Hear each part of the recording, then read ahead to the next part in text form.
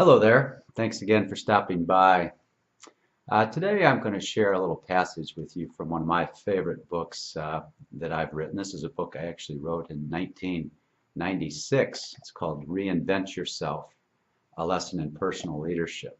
It's an allegory, meaning it's a story. It's a parable about a man who's lost his job. He's 52 years old and he's angry and he feels humiliated. He feels cheated and betrayed in many ways. It's actually a sequel to a book I wrote called Agent of Change.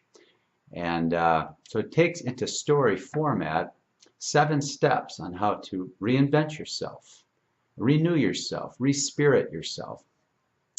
And in this case, it begins with step 1 of 7, which is know your purpose. Really know, why am I here? What is this life all about? What are my gifts? What's my calling? And when we find that calling, when we find those gifts that we all have, and we realize that we're here to give what we've been given, life just takes on a whole new meaning. Well, in this case, the man is lost. His name is Wayne. He's lost his way. And in fact, he never really understood his true purpose. So he's let go from his job. He's resistant. He's stubborn. He's upset. And he was causing a lot of problems in the company that he was working for, which is in the prequel, if you will. But he's been signed an outplacement counselor, a career counselor, to help him, to support him, to help him find his purpose and find his way, so to speak. Well, Wayne is not very open to this. And so the chapter 1, the book opens with this little clip. A loud banging suddenly pierces the still morning air. Squinting my eyes, I discover it's 10:06 a.m. Wow, that tops yesterday. I haven't slept this late in days. The banging continues. Annette has already left for work, so I have 2 choices. I either ignore the pest at the door, or I find out who it is.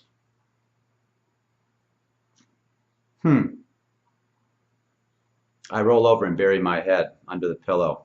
It's probably some diehard out selling pots and pans or circulating some petition.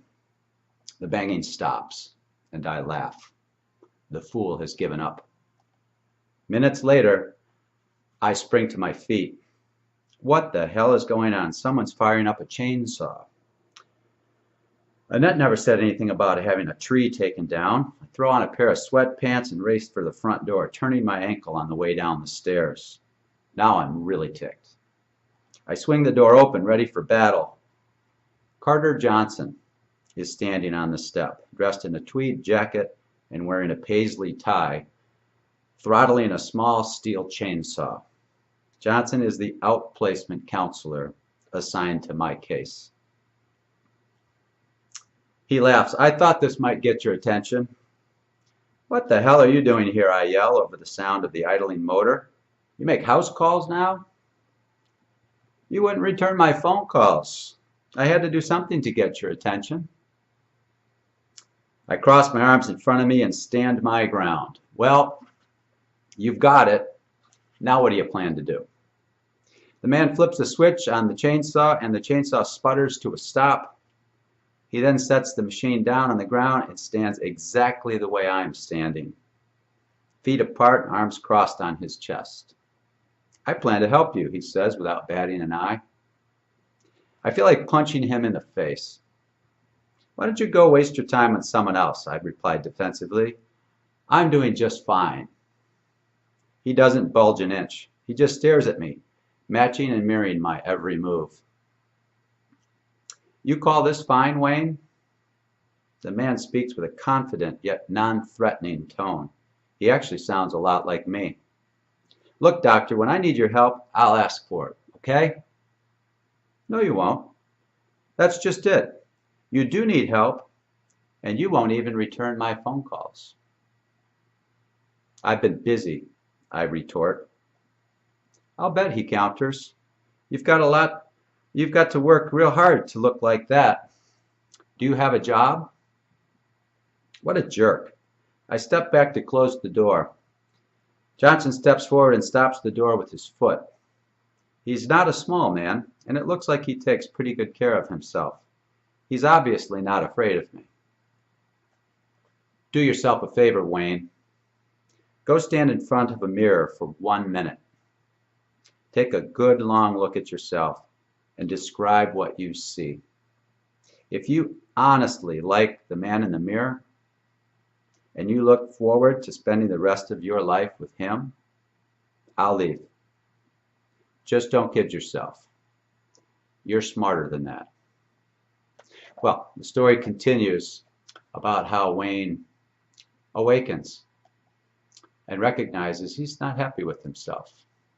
He's not happy with the life he's living. And he's been resistant as opposed to allowing. We're always in one state or another. We're either resisting well-being and flow and spirit and growth and prosperity, or we're resisting it. You can't be both. You're always in one state or the other. Clearly, Wayne's in a resistant state right here. Resisting help, resisting friendship, resisting counseling, resisting life energy flowing through him. What a quicker way to destroy yourself. When he learns to let go of that resistance and that denial and that stubborn nature, and open up and surrender to higher power, so to speak, and accept the help of loving, kind people around him, the life unfolds in miraculous ways.